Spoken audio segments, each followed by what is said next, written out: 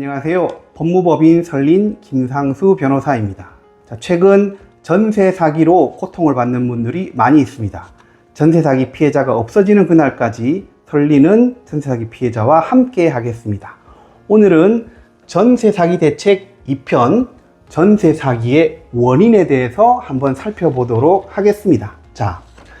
전세 사기가 왜 생겨났냐, 여기에 대해서는 여러 가지 얘기가 있는데, 크게 먼저 저금리로 인한 전세 대출이 확대가 됐다. 그래서 전세 대출이 많아졌는데, 금리가 코로나 이후에 인상이 됐죠. 그리고 전세가가 내려갔고, 이렇게 되면서 깡통 전세가 많이 발생을 했다라고 설명하는 견해가 있고, 또 하나는 이거 전세대도 자체의 문제야 라고 설명을 합니다. 뭐냐 그러면, 매매 가격에 거의 육박하거나 똑같은 전세가가 있죠. 그 전세금을 집주인에게 주니까 집주인은 전세 계약만 체결하면 그 주택을 바로 매수할 수가 있는 겁니다. 자기 추가 자금 부담 없이. 그러니까 이러한 전세가가 매매 가격과 거의 동일시 되면서 임대인들이 한 채 두 채가 아니라 수백 채의 주택을 매수할 수 있는 현상이 나타났고, 그로 인해서 경기 침체가 되면서 보증금을 못 돌려주는 상황이 발생을 했다라고 설명하는 견해도 있습니다. 두 견해 다 전세 사기 원인에 대해서 잘 설명한 것 같습니다. 근데 뭐가 문제냐, 제가 생각할 때는 이 두 견해는 세입자의 실질적인 구제책을 제시하지 못한다는 것이죠. 그래서 우리 세입자들은 어떻게 하라고요? 그렇죠? 그 대책을 설린이 연구해서 알려드리도록 하겠습니다. 빌라의 경우에 매매가가 2억이다. 그렇죠. 보통 10평, 15평, 20평 이 정도 되는 빌라가 수도권에서는 2억에서 3억 정도 하는 경우가 많이 있습니다. 이런 빌라의 경우에 대부분 근저당권, 채권 최고액이 보통 1.6억이 1억 6천이 설정되어 있습니다. 이 채권 최고액은 등기부에 보면은 을구에 얼마라고 다 기재가 되어 있습니다. 보면 다 알 수 있습니다. 그러면 매매가 2억에 근저당 채권 최고액 1.6억이 설정된 이 빌라는 가치가 있을까요? 없어요. 사실상 깡통이에요. 왜냐? 이걸 보고 2억이고 1.6억이니까 4천만 원의 여유가 있다. 보증금 4천만 원은 괜찮다라고 설명하면 거의 사기입니다. 왜냐 그러면 빌라 같은 경우는 실제로 환가성이 낮죠. 그렇기 때문에 경매에 붙여질 경우에 2억이라고 감정가가 나와도 유찰이 됩니다. 그리고 이외에만 유찰이 돼도 그 감정가가 2억이 나왔더라도 최하한선은 40%가 감가가 되기 때문에 1억 6천까지 내려갑니다. 실제 경매는 1억 7천 이 정도에서 낙찰이 되는 거죠. 그거밖에 안 되니까 은행에서는 근저당을 설정할 때 최고액 1.6억으로 설정하는 겁니다. 그래서 이런 주택의 경우에는 사실상 가치가 없어요. 그러니까 이런 주택에 보증금을 1억 정도 주고 들어간다.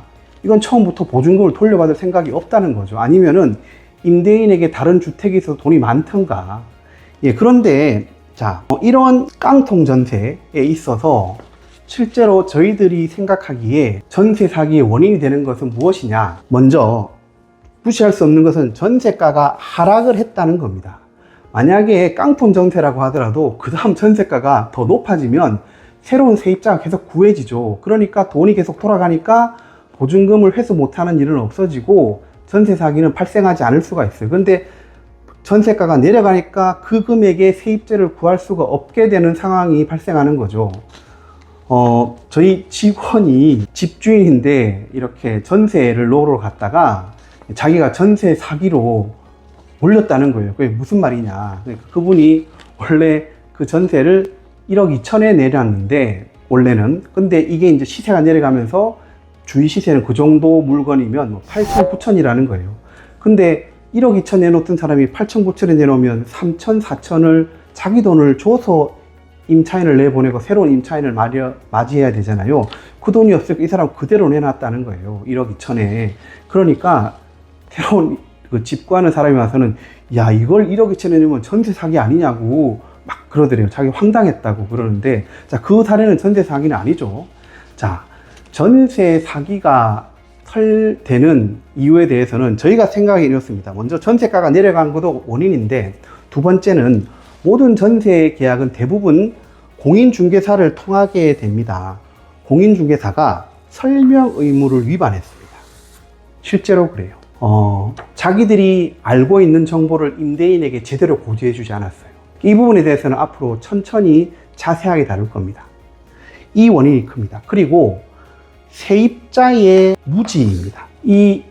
이렇게 제가 설명한 것처럼 이 매매가가 얼마이고 채권 체계액이 얼마이면 전세는 얼마 들어가야 되는지 본인이 알고 확인해야 되는데, 전세 사기를 당한 사람들을 보면은 대부분 근저당권 등기부도 보지 못한 경우가 많았습니다.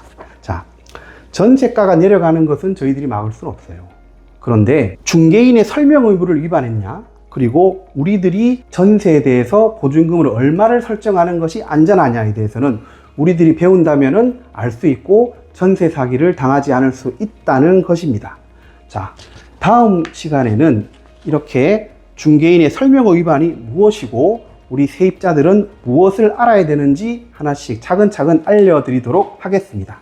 이번 시간은 여기까지 설명을 드리겠습니다. 안녕히 계십시오.